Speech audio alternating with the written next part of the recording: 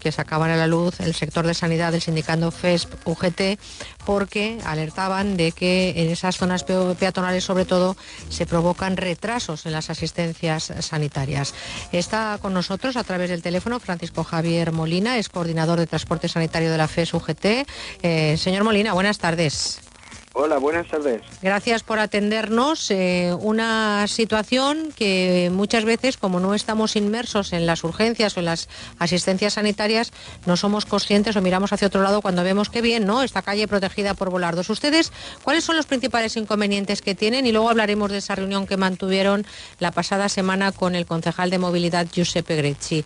¿Cuáles son los principales problemas que tienen ustedes a la hora de conducir las ambulancias o los SAMUs, las urgencias, en zonas donde hay volardos? Hombre, pues la principal problemática es la accesibilidad a ciertos sitios y digamos, el dejarnos accesibilidad, porque, por ejemplo, que un servicio de limpieza tenga una facilidad de acceso y un vehículo, por ejemplo, de SVB o SAMU para atender un servicio vital no, pues es una problemática bastante grave. Ustedes, este año, por ejemplo, por dar alguna cifra, este año 2016, por poner en números o poner en valor esta información que han dado, ¿cómo podrían cuantificar el problema que ha habido con los volardos? ¿Ha habido retrasos en llegar a los sitios? ¿Ha habido alguna persona que no ha podido ser atendida de una enfermedad grave? ¿Cuáles serían esos titulares que nos dejaría esta situación de los volardos y la asistencia sanitaria? Pues para darle cifras no se lo puedo dar concretamente. No, pero así aproximado, lo que ustedes hayan detectado. Las consecuencias son bastante graves porque se retrasa bastante la emergencia. Entonces quiero recalcar que los equipos de SVB o médicos SAMU, digamos que trabajan con unos tiempos de respuesta que pueden perjudicar gravemente a la atención que pueda llegar a recibir un enfermo. Entonces, el no llegar en un tiempo estipulado, el SAMU, por ejemplo, a un enfermo, a una parada cardiorrespiratoria, puede llegar a darse el caso de en 20 minutos o no sacarlo o fallecer. Entonces el retraso en esas urgencias se ha llevado muy considerablemente. Usted habla del SVB, por decirlo de alguna manera, de soporte vital básico, porque aquellas personas que no nos entiendan las siglas, ¿no? Es el soporte vital básico, y luego están las SAMUs, las unidades que están medicalizadas, otras no, pero en definitiva son los volardos el principal enemigo con el que se encuentran ustedes en la ciudad para acceder a esas llamadas de urgencia.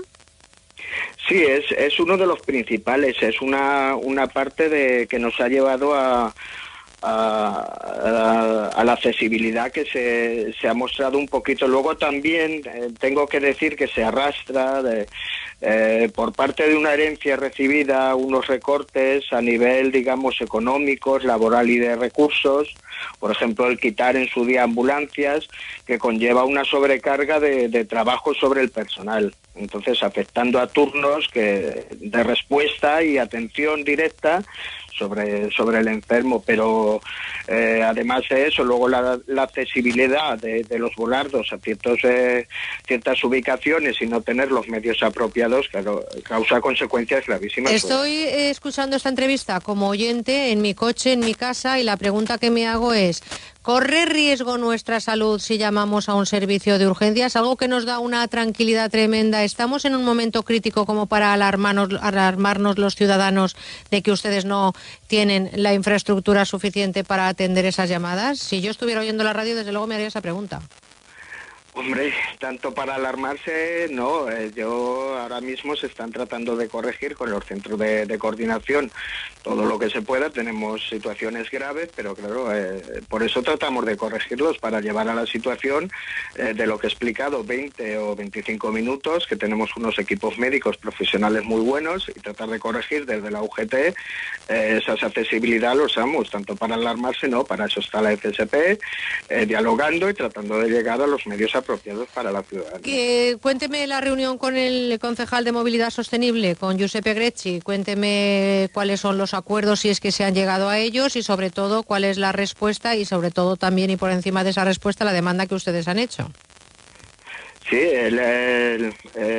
fue cordial, estuvimos hablando sobre la respuesta, que, como he expuesto específicamente, a la accesibilidad para la ciudadanía y que no se puede dejar que un servicio de limpieza, por ejemplo, tenga un tipo de llaves y, por ejemplo, un vehículo de SVB, como está especificado, soporte vital básico, SAMU, no llegue. Entonces, claro, le explicamos y le reiteramos y vuelvo a repetir que el SAMU, el equipo SAMU, que contamos con unos buenos profesionales, dependen de un tiempo de respuesta. Entonces, ¿Y la solución sería que les dieran esa llave que tiene el equipo de limpieza? Realmente, de momento y provisionalmente, acordamos, de hecho nos comunicó Giuseppe Greci, que provisionalmente, para acelerar, digamos, un tipo de respuesta, nos comunicó que el servicio de emergencias sanitarias se había puesto en comunicado con ellos, ofreciéndole este tipo de llave, así como a las fechas que nos acercamos, para prevenir, como las usted bien ha dicho, las fallas. Eso es, a la ciudadanía. Digamos, los servicios de accesibilidad y planes de evacuación correspondientes para dar un mayor servicio a la ciudadanía. Entonces, claro, esperamos que entre los organismos correspondientes solucionen el problema y si de momento es una prontitud recibir una llave para tener un acceso más directo al enfermo, mucho mejor. Bueno, seguiremos este tema seguro, no nos queda mucho tiempo, pero sí me gustaría hablar con usted de otro tipo de transporte que hacen también de presos y enfermos mentales, que también están comentando que no llevan ningún acompañamiento dentro de la ambulancia. Hace poco vimos cómo se fugaba un preso de una ambulancia saltando por la ventanilla de la misma, ¿no? ¿Esto también es alguna reivindicación que hacen? Sí, reivindicamos un poco la protección a nuestros técnicos, porque claro, esto estamos en trámites de trabajar con los organismos que correspondan para establecer los protocolos correspondientes, porque claro, es verdad que las autoridades correspondientes van detrás del vehículo y el técnico va solo con el enfermo, con la consiguiente peligrosidad de, claro, puede causar un accidente grave. Estamos trabajando para que las autoridades correspondientes establezcan los protocolos que corresponda, claro. Bueno, pues hablaremos seguro más adelante, señor Molina, coordinador de transporte sanitario de la FSP y de UGT, y por supuestísimo que seguiremos de cara a fallas cómo está la accesibilidad de los vehículos de urgencia. Será una entrevista que tengamos con usted, al igual que buscaremos toda la información de la seguridad en la ciudad. Gracias por estar con nosotros y enhorabuena por ese trabajo que hacen, que llegan a esos lugares donde la emergencia es el principal objetivo y la prioridad. Un abrazo. Un abrazo a ustedes.